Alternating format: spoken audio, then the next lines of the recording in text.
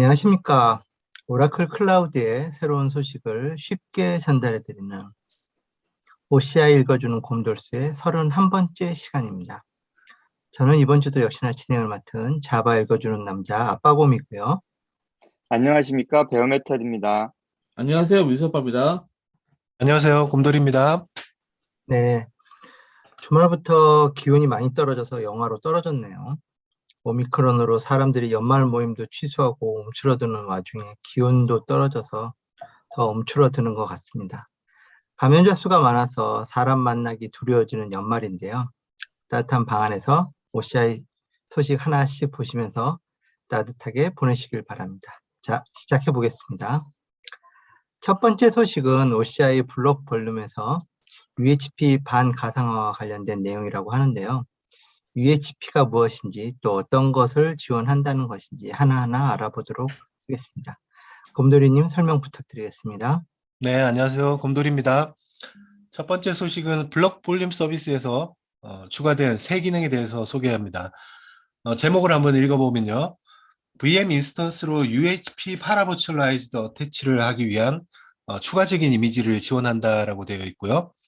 설명을 읽어보면 블록 볼륨 서비스의 울트라 하이 퍼포먼스 레벨에서 이제부터 우분투 및 CentOS 이미지를 실행하는 VM 인스턴스에 대한 파라버츄얼라이즈드 어태치가 지원됩니다 라고 설명되어 있습니다. 내용은 단순한데요. 용어나 개념이 익숙하지 않은 분들께는 추가적인 설명이 필요할 것 같습니다. 설명을 본 후에는 제목에서 추가 이미지란 우분투와 CentOS를 얘기한다는 걸 알 수 있겠고요. UHP라는 용어는 울트라 하이 퍼포먼스를 얘기하는 걸 알 수 있을 정도입니다. 자세한 정보는 바로 아래 링크에서 확인할 수가 있는데요. 하나씩 설명을 드리겠습니다. 울트라 하이 퍼포먼스 옵션에 대해서는 저희 방송 8회차에서 자세히 설명드린 바가 있습니다. 엔터프라이즈 어플리케이션에 초점을 둔 OCI의 경우에는 이 블록 볼륨의 일관된 성능을 유지하면서도 필요에 따라서 유연하고 탄력적인 성능을 제공해야 됐기 때문에 기존의 세 가지 옵션, 로어 코스트, 밸런스드 퍼포먼스, 하이어 퍼포먼스 옵션에 이어서 울트라 하이 퍼포먼스 옵션을 제공하게 되었습니다. UHP로 줄여서 표현을 하는데요. 이 옵션이 생기기 전에 하이어 퍼포먼스의 경우 단일 볼륨 최대 IOPS가 35,000 IOPS인데요. UHP가 발표되면서 추가적인 비용 없이 35,000에서 5만 IOPS로 업그레이드 돼서 제공되게 되었습니다.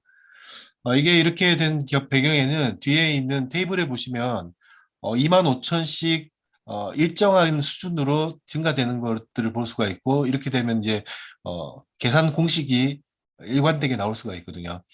블록 볼륨의 성능에는 VPU라고 해서 볼륨 성능 단위의 개념이 포함이 되는데요. 로어 코스트의 경우에는 0 VPU, 그러니까 성능에 대한 비용 없이 저장 공간에 대한 비용만 발생을 합니다. VPU 단위는 10단위로 볼륨당 25,000 IOPS씩 비례해서 올라가게 되는데요. 120 VPU에서는 볼륨당 IOPS가 30만 IOPS가 지원되게 되는 거죠. 각 경쟁사의 단일 볼륨 최대 IOPS를 훨씬 뛰어넘는 성능 수치를 나타내고 있고요. 이러한 성능 수치는 보장된 성능으로 클라우드 제공사에서 유일하게 성능 SLA를 제공하고 있습니다. 일정 시간 동안 보장된 성능에 충족되지 못하면 보상을 제공한다는 거죠.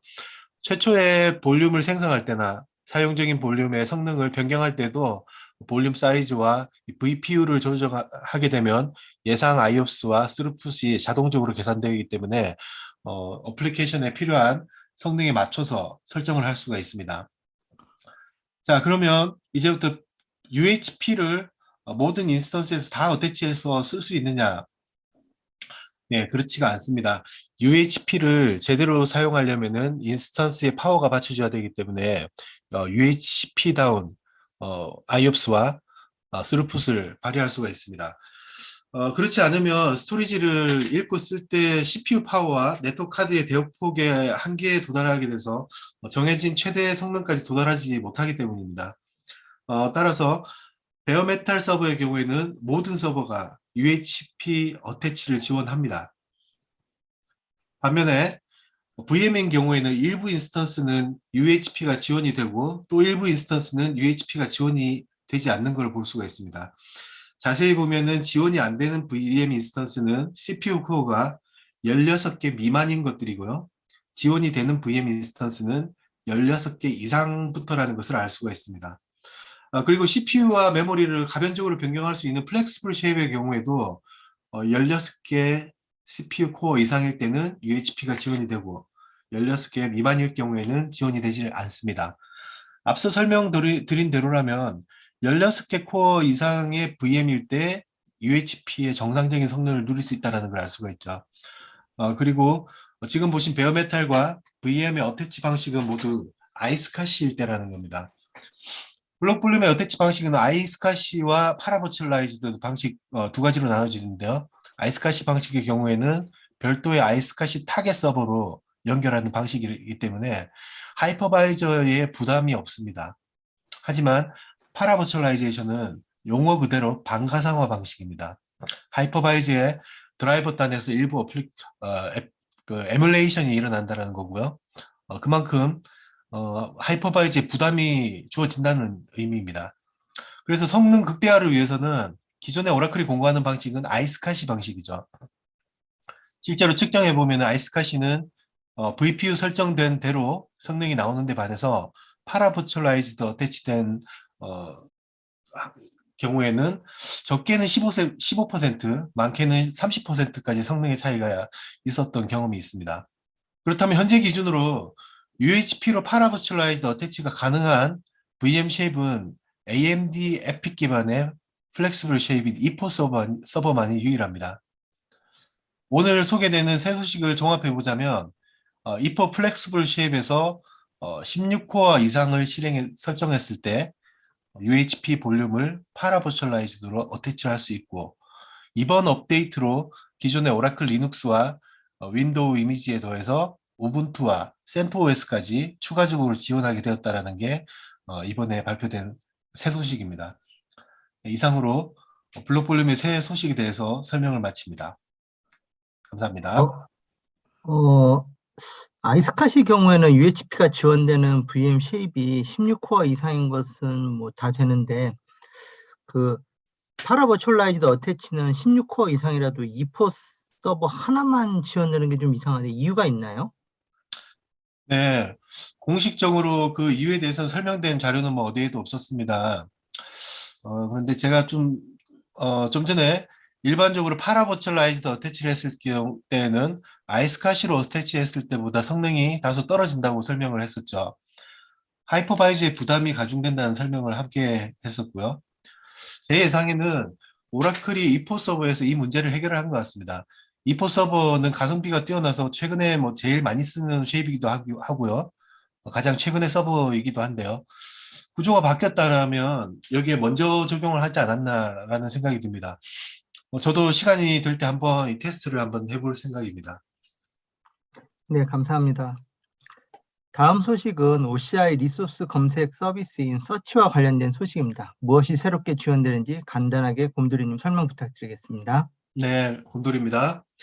이번 소개할 내용은 OCI 서치 서비스에 대한 개선된 검색 기능이 있어서 소개를 드리겠습니다. OCI 서치를 사용하면 테넌시 내에 각종 리소스나 서비스, 더큐먼트 등을 검색 결과에 따라 연관된 정보를 나타내주기 때문에 리소스의 종류나 가지수가 많은 경우에는 빠르게 찾을 수 있는 그런 편의성을 제공하고 있습니다. 무언가를 새롭게 만들 경우에도 검색을 이용해서 기존에 존재하는 이름이 겹치지 않았나 하는 것들을 빨리 확인할 수가 있고요. 그걸 보고 생성할 수가 있죠. 예를 들면은 컴파트먼트를 새로 만들려고 하는데 컴파트먼트 위치로 찾아가서 상위 컴파트먼트 또 하위 컴파트먼트가 계층적으로 여러 개 나눠져 있다면 이것들을 일일이 뒤져서 확인하는 것보다 검색을 이용하면 훨씬 편리하고 빠릅니다. 또 블록 볼륨을 삭제할 경우에도 쿼리를 이용해서 해당 볼륨에 백업이 존재하는지를 빠르게 확인할 수도 있겠죠.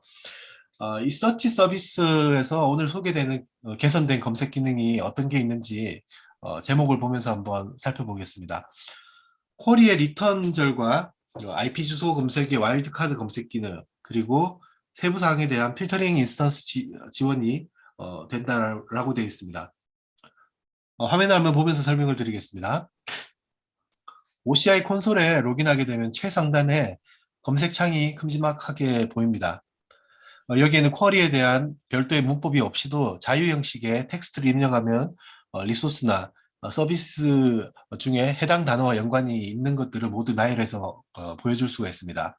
만약에 여기에 SQL이라는 단어를 입력하게 되면 SQL에 연관된 모든 리소스 목록과 SQL에 관련된 서비스 그리고 관련된 도큐멘트가 나타나게 되죠. 여기서 엔터까지 입력하면 최대 500개의 목록을 결과로 나타내 줍니다. 만약에 다른 단어, 워크샵이라고 입력을 했다라고 하면 리소스들의 디스플레이 네임이나 추가 속성에서 워크샵이라고 하는 구문이 포함된 모든 리소스를 찾아줘서 보여주죠. 이 검색 단어와 연관되는 서비스는 없다라는 것을 알 수 있겠고요. 다큐멘트 항목에는 OCI의 각종 워크샵과 관련된 외부 링크들이 나타나게 됩니다. 이처럼 OCI 서치에는 검색한 단어나 구문에 연관되는 그런 결과를 나타내 주기 때문에 결과 다음에 필터링될 속성이 각각 다를 수가 있습니다. 사용자의 리소스 배포 현황에 따라서 네이밍 패턴이라든지 자주 사용하는 검색 조건을 찾아두었다가 사용하면 보다 편리하게 사용할 수 있을 것 같습니다. 어떤 검색의 경우에는 연관되는 리소스나 서비스 그리고 결과 개체수가 너무 많을 경우에는 쿼리를 통해서 좀 더 세분화해서 검색할 필요가 있습니다. 맨 아래에 보이는 어드밴스드 리소스 쿼리를 클릭해서 이 기능을 사용할 수가 있습니다. 쿼리 입력란에는 미리 구성해 놓은 샘플 쿼리를 선택해서 간단하게 조회해 볼 수 있도록 각 샘플이 드롭다운 메뉴로 구성되어 있습니다. 세부 입력창에는 이보다 더 상세한 조건을 넣어서 검색을 할 수가 있게 되어 있습니다. 앞서 소개에서 나왔던 리턴저를 여기에다 추가하게 되면 해당 리소스의 속성 중에 보다 상세한 세부 정보들을 나타내 줍니다. 자세한 쿼리 문법은 OCI 문서에 서치 랭귀지 신텍스를 참조하시기를 권장을 드립니다. 다음으로 소개된 내용이 IP 주소와 와일드카드에 관련 지원 내용입니다. 프리텍스트 서치에서 네트워크 부분의 첫 번째 옥텟을 제외하고 점으로 구분된 10진수 IP 주소를 모든 옥텟을 와일드카드로 바꿀 수가 있습니다. 한 가지 유의할 점은 와일드카드는 IP 주소 대역 끝에서 첫 번째, 두 번째, 세 번째 옥텟을 대체할 수가 있지만 중간에 부분적으로 와일드카드를 대체할 수는 없습니다. 이 점만 인지하시면 와일드카드는 대체로 다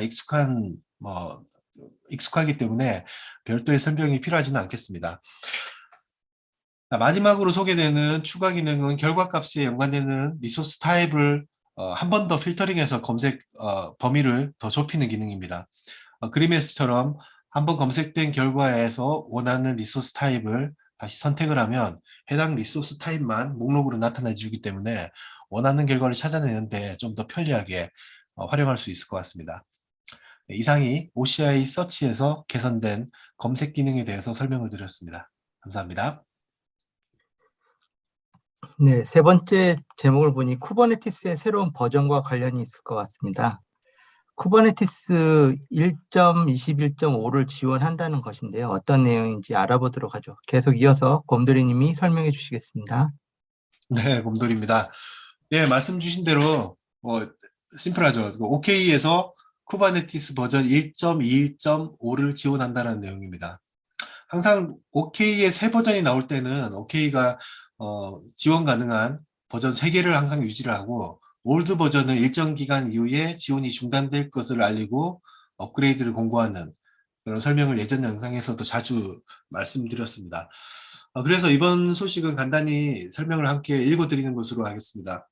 OK는 새로운 버전, 쿠버네티스 버전이죠. 1.21.5를 지원하게 됨으로써 이전에 앞선 2개의 버전, 1.20.11 또한 1.19.15와 함께 이 3가지 버전을 이제 지원하게 됐습니다라는 내용이고요.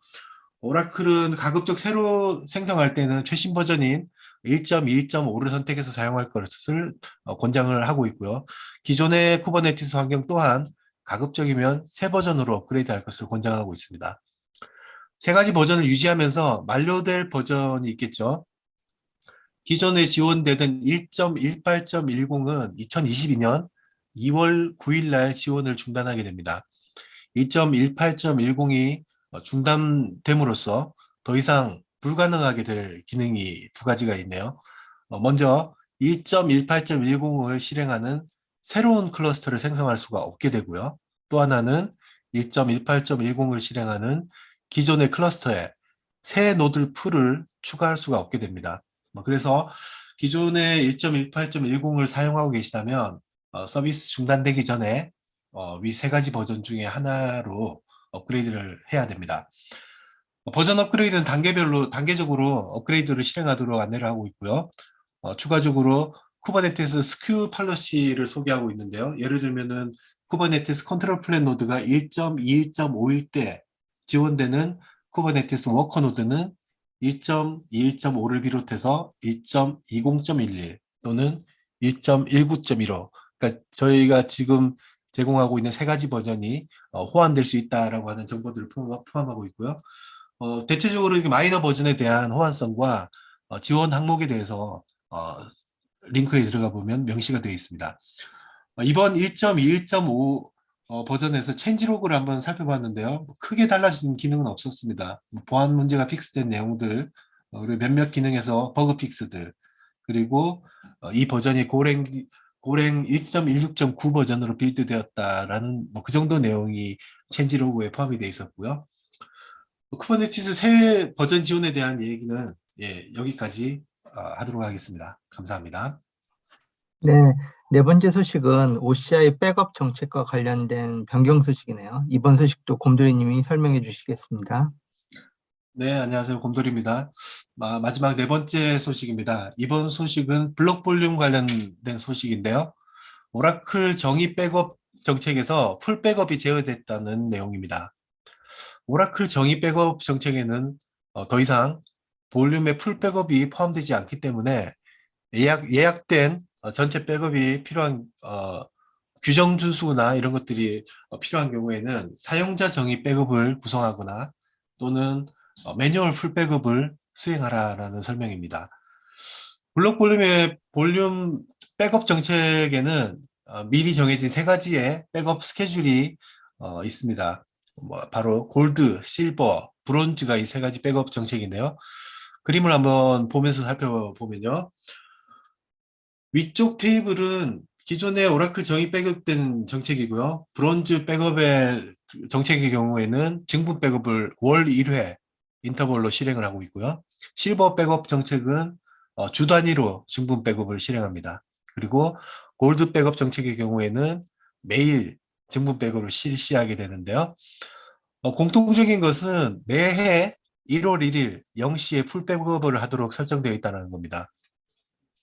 이번에 바뀐 새 소식은 오라클 정의 백업 정책에서 매해 1월 1일 설정되어 있는 풀 백업을 제외시켰다는 내용이죠. 아래쪽 그림은 새로 바뀐 오라클 정의된 백업 정책인데요. 골드의 경우에는 매일, 매주, 매달, 매년 그 단위 기간의 첫 시작 시간에 증분 백업을 수행하고요. 실버의 경우에는 매주, 매달, 매년 단위의 첫 시작 시간에 증분 백업을 수행하고요. 브론즈의 경우에는 매월, 매년 각각 증분 백업을 수행합니다. 증분 백업 스케줄에 대해서는 기존과 뭐 다르지 않습니다만 어디에도 풀 백업에 대한 사전 설정이 스케줄에 없습니다. 11월 3일 이후로는 오라클 정의된 백업 정책에서 풀 백업을 포함하지 않도록 되었고요. 기존에 설정되어 있는 오라클 정의된 백업은 지금 보시는 아래쪽 테이블과 같이 전체 일괄 증분 백업으로 할당되어서 적용이 됩니다. 물론 사용자 정의 백업 정책을 사용하고 있을 때는 기존에 설정되어 있는 풀 백업에 대한 스케줄에 영향을 전혀 미치지 않고 실행이 되고 있습니다. 만약에 풀 백업이 필요한 사용자의 경우에는 커스텀 백업 정책을 생성해서 기존의 백업을 수정 적용하거나 새로운 백업을 만들 때에도 커스텀 백업 정책을 선택해서 적용할 수가 있습니다. 네, 이상으로 블록볼륨 오라클 정의 백업 정책에서 수정된 기본 스케줄에 대해서 설명을 드렸습니다. 감사합니다.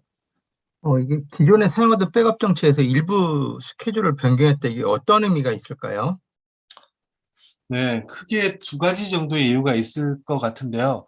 앞서 기존의 오라클 정의 백업 테이블에서 보면요. 각 단위 기간의 첫 번째 시간에 백업이 실행되도록 정의되어 있죠. 매일, 매주, 매월, 매년 0시에 실행이 되도록 되어 있고요. 이 백업이라는 게 관리상 이렇게 단위 기간의 시간대로 설정하지 않으면 언제쯤 백업이 되었겠다라고 하는 예상하기가 상당히 어렵습니다. 온프렘에서 백업 장치에 백업을 할 때도 마찬가지죠. 백업 시간을 업무 시간이 끝난 이후에 새벽 3시나 4시 정도에 정하는 경우는 있지만 예를 들어서 매달 13일에 풀 백업을 한다. 또는 요일은 수요일에 하고 연간 백업은 12월 28일에 한다. 이렇게 정하기에는 가족 생일 챙기기도 힘든 세상에 이렇게 관리상 복잡할 수밖에 없거든요. 하물며 온프렘이 아닌 전체 클라우드에서 이 오라클 정의된 백업 정책을 사용하는 모든 볼륨 유닛에 대해서 1월 1일 날 0시에 풀 백업이 전체가 다 돌아간다는 거죠. 이렇게 되면 서비스에 지연이 있을 수가 있습니다. 음, 그러면 그 지난해 이와 같은 지연 장애가 없었고 1월 1일 되기 전에 풀 백업을 제거했다는 것은 그동안 오라클 클라우드 사용자가 그만큼 많이 늘었다고도 봐야 되나요? 네, 맞습니다.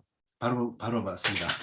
전체 인프라에 설정된 백업 정책과 대상 유닛 개수, 그리고 그 시간에 동시에 실행됐을 때 시뮬레이션이 다 되었을 겁니다. 말씀하신 대로 지난해 이와 관련해서 서비스 지연에 대한 보고가 되지 않았는데요. 이번에 새해 첫날이 도래하기 전에 이 설정을 바꾼다는 것은 사용자가 많이 늘었다는 얘기죠.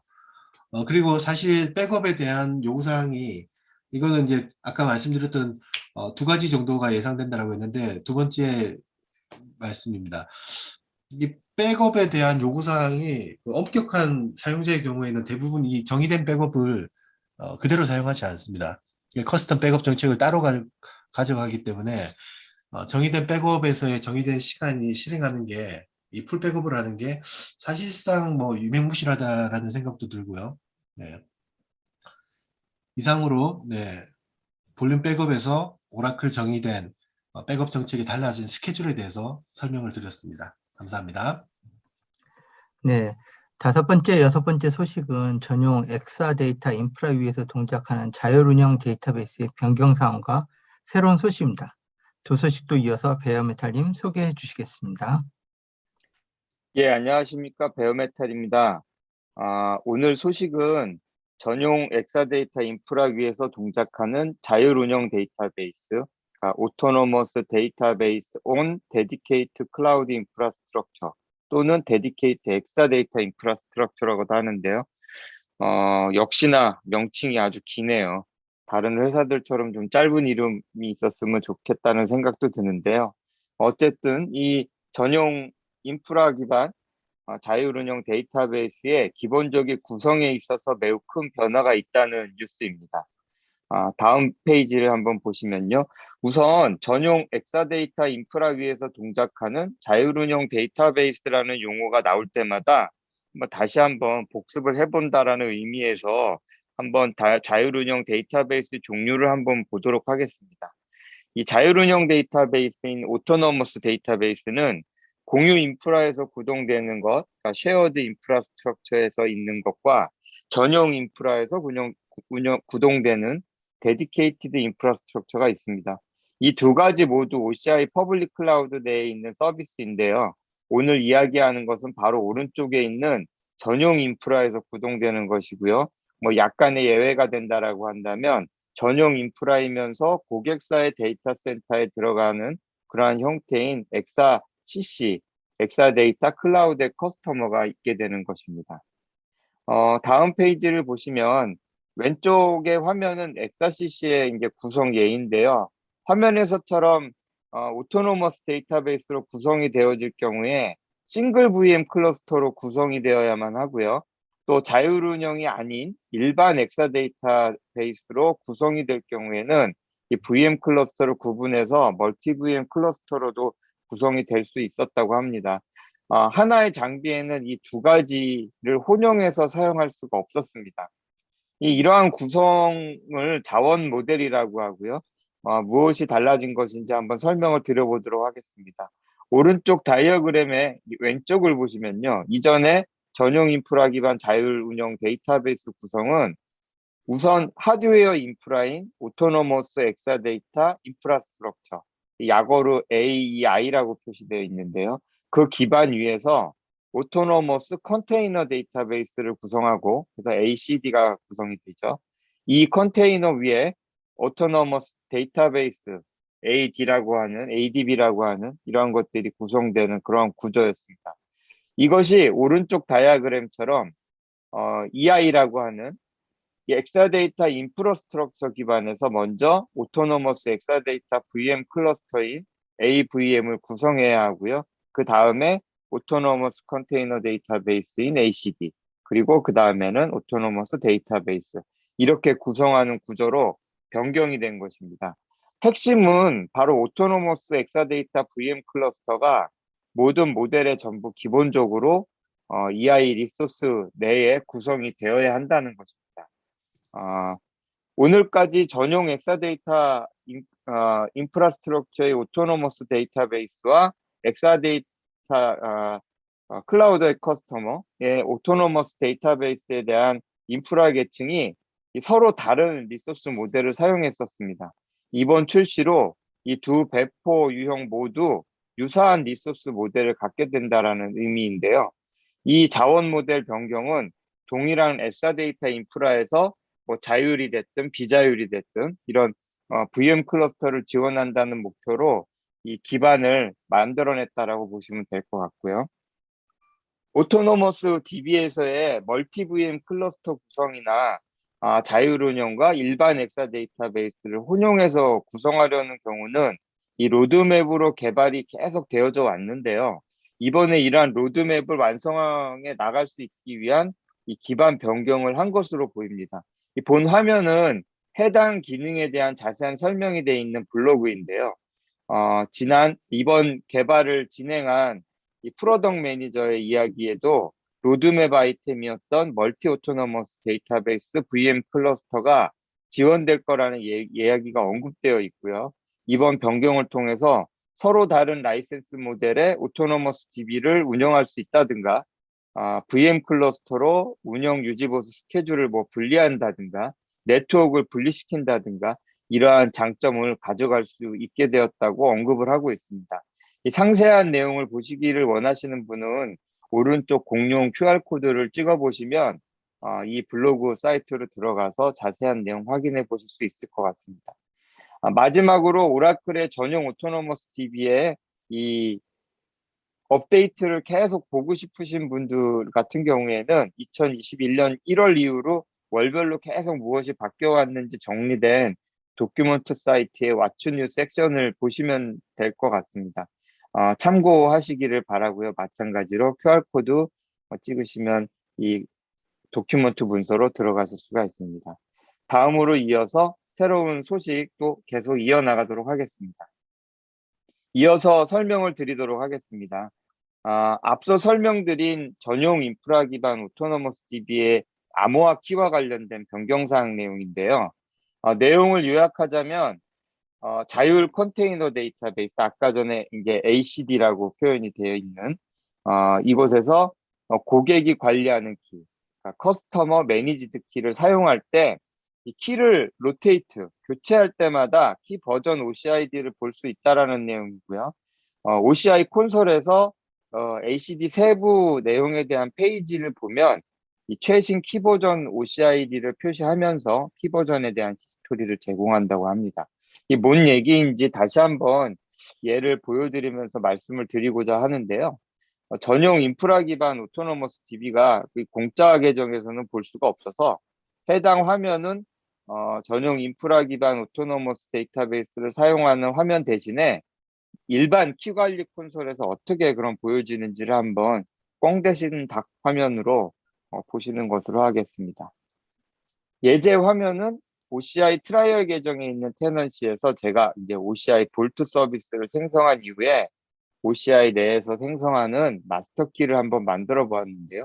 해당 키가 테스트 DB 언더바 마스터 키라는 이름으로 생성된 것이고요. 해당 키를 교체하기 위해서는 로테이트 키라는 버튼을 누르면 되는데요. 아래 보시는 것 같이 해당 마스터 키의 새로운 버전이 생성이 되고 키가 교체되어집니다. 이 이전에 생성된 키와 서로 교체된 키는 이제 쇼 버튼을 누르면 OCID 전체 정보가 보이게 되는 것을 확인하실 수가 있고요. 이외에도 생성 일자라든가 현재의 상태, 이러한 여러 정보가 함께 보여지게 됩니다. 이렇게 볼트의 키 관리 화면에서 보이는 것처럼 전용 인프라 기반의 오토노머스 데이터베이스에서 고객 관리용 키를 사용할 때도 키를 교체할 때 해당 키 버전과 OCID를 볼 수 있다는 내용이라고 이해가 되어집니다. 이 키 관리에 대한 심플한 추가 정보 업데이트라서 간략하게 설명을 마치는 것으로 하겠습니다. 감사합니다. 네. 사실 이번 주 업데이트 소식이 그렇게 많지 않게 적절히 나왔나 싶었는데요. 막바지에 로깅 애널리시스에 대한 여러 기능 추가 소식이 왕창 쏟아져 나와버려서 깜짝 놀랐습니다. 4가지 소식이나 나왔는데요. 이거를 한꺼번에 모아서 설명해 드리도록 하겠습니다. 민수 아빠님 부탁드리겠습니다. 안녕하세요. 민석빠입니다. 이번 주에는요, OCI 로깅 애널리틱 서비스가 한꺼번에 4개나 업데이트가 있었는데요. OCI 로깅 애널리틱스는요, 서비스 이름으로 대략적인 느낌 정도는 알 것 같지만, 이 서비스가 구체적으로 어떤 기능을 제공하는지 파악하시는 분들은 드문 것 같아요. 아마도 OCI를 사용하시는 분들도 잘 모르시는 그런 신규 서비스가 아닐까 생각되는데요. 이번 주 업데이트를 설명하기 전에 OCI 로깅 애널리틱스가 어떤 서비스인지 잠깐 살펴보도록 하겠습니다. 최근에요, 클라우드 환경을 사용하면서 그 시스템 상태를 모니터링하는 목적과 그리고 데이터로서 관리하는 목적으로 로그 정도를 상당히 중요하게 다루고 있습니다. OCI 컴퓨팅 서버와 다양한 서비스에서는요, 애플리케이션 로그와 그 시스템 매트릭 정보를 수집하는 중앙 데이터 저장소로 로깅 서비스를 제공합니다. 그 로깅 서비스는요, 다양한 서버, 그리고 OCI 펑션, 마이크로 서비스 인프라, 그리고 오라클 클라우드의 다양한 서비스로부터 로그 데이터를 효과적으로 수집하고 검색하는 기능을 제공합니다. 로깅 서비스는요, 로그 정보를 수집, 저장하고 검색하는 기능을 제공하지만 이 데이터를 어떻게 이해하고 활용하는지에 대한 정보는 UI로 제공하진 않는데요. 로깅 서비스에 저장된 로그 데이터를 시각화하고 분석하는 서비스가 그 OCI 로깅 애널리틱스라고 생각하시면 될 것 같습니다. 로깅 애널리틱스를 보면은요, 다양한 로그를 시각화하고 분석하는 기능을 제공합니다. 아마도 엘라스틱서치의 키바나 혹은 스플렁크를 사용해 보신 분들은요, 친숙한 UI와 시각화 환경이라고 생각하실 수 있을 것 같고요. 오라클 애널리틱 클라우드, OAC라고 하는데요. OAC를 사용하시는 분들은 OAC의 웹 버전이라는 그런 느낌도 받으실 겁니다. 이렇게 수집된 로그 데이터는요, 시각화하고 초기 인사이트를 구하는 UI 환경으로 제공되고요. OCI 로깅 애널리틱스는 이런 그 UI 환경으로 데이터를 효과적으로 분석하는 그런 기초적인 서비스 환경이라고 보시면 좋을 것 같네요. 보시는 것처럼요, 로깅 애널리틱스는요, 로깅 서비스 레파지토리로부터 대상 서버에 대한 그 데이터를 수집할 뿐만이 아니라요, 어떤 특정 대상 서버에 설치된 에이전트로부터 직접 로그 데이터를 가져와서 분석하는 그런 방법도 제공을 합니다. 이렇게 클라우드 로그와 모니터링 매트릭 정보를 수집하고 시각화하는 기능을요, 로깅 애널리틱스는 제공을 하고요. 이런 기능으로서 이번 주에는요, 4가지 인상적인 기능을 업데이트가 되었는데요. 그 하나하나를 이제 살펴보도록 할게요. 첫 번째는요, 맵이라는 그런 UI 컴포넌트가 좀 더 강화가 됐습니다. 그 로그를 파싱한 상태에서요, 그 해당 로그에 위도와 경도 기반의 위치 정보가 포함되어 있다면 이 정보를 표시하는 맵 컴포넌트로 시각화하는 기능이 좀 더 강화가 됐고요. 보시는 로그는요, 그 여러 개의 VM에서 네트워크로 그런 클라이언트가 접근하는 정보를 갖고 있는 그 로그 정보를 시각한 것인데요. 로그에 클라이언트에 대한 위치 정보가 포함되어 있습니다. 이 정보를 맵으로 시각화하면요, 보시는 바와 같이 위치 정보를 기반으로 몇 건의 데이터가 나타나 있고 이것들을 클릭하면 상세 정보를 확인할 수 있도록 나옵니다. 이 지도는요, 이제 스케일링을 바꿔서 전 세계적인 차트로 보실 수도 있고요. 그리고 세부 지역으로 떼서 보실 수도 있고요. 어떤 지도 컴포넌트를 이용해서 데이터를 효과적으로 스케일링하면서 어떤 분석할 수 있는 그런 기능을 제공하는 것이 이번에 추가된 기능이고요. 맵 기능이 상당히 잘 되어 있더라고요. 그래서 이 부분도 한번 확인해 보시면 되게 좋을 것 같습니다. 두 번째 기능은요, 전체적인 시스템 아키텍처를 구성하는 토폴로지고요. 보시는 바와 같이 기본적으로 서버들 간의 구성이 토폴로지로 구성되어 있습니다. 그래서 애플리케이션, 미들웨어, 데이터베이스, 컴퓨터라는 그런 컴포넌트를요, 저희가 기본적인 구성이 만들어지고요. 이 부분에서 레벨링이 잘못됐을 경우에는 관리자가 직접 그 레벨링에 대한 것을 디자인해서 그 서버들 간의 상관관계, 그리고 서버들 간의 의존성 관계를 도식화해서 확인하고, 그리고 분석할 수 있는 그런 기반이 되는 토폴로지 뷰가 이번에 추가가 됐고요. 이 토폴로지 뷰를 사용해서 전체적인 아키텍처링, 그리고 서버들 간의 구성을 효과적으로 관리할 수 있게 됐습니다. 이 세 번째 기능이 이번 주에 발표되어 있는 그런 기능 중에서 가장 중요한 기능인 것 같은데요. 이 세 번째 업데이트는요. 세 번째 업데이트 내용은요. 정규 표현식 파서를 웹 UI에서 개발할 수 있는 기능이 추가가 됐습니다. 데이터를 시각화하기 위해서는요. 원본 데이터에 대한 파싱이 선제적으로 이루어져야 되는데요. 주요 데이터에 대한 파서를 이미 제공을 하지만 추가로 사용자가 직접 파서를 직접 만들고 커스터마이징하고 싶다면 이 기능을 사용해서 추가적인 파서를 쉽게 개발할 수 있다는 것이 이번 기능의 특징입니다. 이런 상황이 사용자가 직접 파서를 개발해야 되겠다는 상황이 발생한다 그러면요. 다음과 같은 절차로 파서를 만들 수 있습니다. 로깅 애널리틱스에 보시면 어드미니스트레이터 기능에서 관리자 화면에서요. 이런 파서를 생성하는 화면이 나타나게 되어 있고요. 이 파서에 대해서 크리에이트를 누르시면 정규 표현식, JSON, XML, 그리고 딜리미터 타입의 파서를 만들 수 있겠는데요. 이 중에서 맨 첫 번째에 있는 정규 표현식에 대한 레귤러 익스프레션 타입으로 해서 지정하고 파서를 만드는 화면을 보여드리겠습니다. 파서를 생성하는 화면으로 넘어가면 보시는 바와 같이 예제 로그 데이터를 등록합니다. 현재 사용하는 로그 데이터를 쭉 카피해서요. 예시로 사용할 수 있는 데이터를 등록을 하고요. 그러면 다음 페이지와 같이 이 로그에서 정형적으로 뽑을 수 있는 데이터가 나타납니다. 현재 예시에서는요. 앞부분에서 등록되어 있는 로그로부터 5개에 대한 로그가 추출된 것을 볼 수가 있고요. 그러면 화면에서 추출하고 싶은 데이터를 블록으로 잡고요. 그리고 여기에 정규 표현식을 등록하겠다고 설정을 합니다. 그러면 오른쪽 화면에서 보는 것 같이요. 어떤 컬럼명과 그리고 필드 타입, 그리고 정규 표현식이 기본적으로 추천되어 나타납니다. 이 정규 표현식은 사용자에 따라서 직접 그대로 사용할 수도 있고요. 그리고 사용자가 어느 정도 수정을 해서 사용할 수 있겠는데요. 이 정규 표현식을 이용하면 다음 화면과 같이 클라이언트 IP가 추출된 것을 볼 수 있습니다. 그러면 첫 번째 컬럼에서 클라이언트 IP가 생성되는 것에 대한 정규 표현식이 완성이 됐고요. 이 반복을 거칩니다. 두 번째는 현재는 시스맨이라고 되어 있는데요. 어떤 프로세스 아이디, 유저 아이디가 무엇인지를 찾는 것이고요. 이 유저 아이디를 블럭을 잡고 다시 등록 화면 넘어가면 여기에서 기본적인 그런 정규 표현식이 만들어지고요. 여기에 그리고 이것을 등록을 하면 이제는 하나의 로그에서 IP와 사용자 네임 두 개가 추출된 것을 볼 수 있습니다. 이런 과정을 거치면은요, 전체적으로 11개의 컬럼이 구성되어 있는 정규 표현식을 만들 수 있게 되어 있고요. 이런 화면을 통해서 하나의 로그로부터 11개에 대한 필드를 구성하는 그런 파서를 만들 수 있게 되는 것이고요. 이 파서를 생성을 하면 OCI 로깅 애널리틱스의 파서로 활용할 수 있게 됩니다.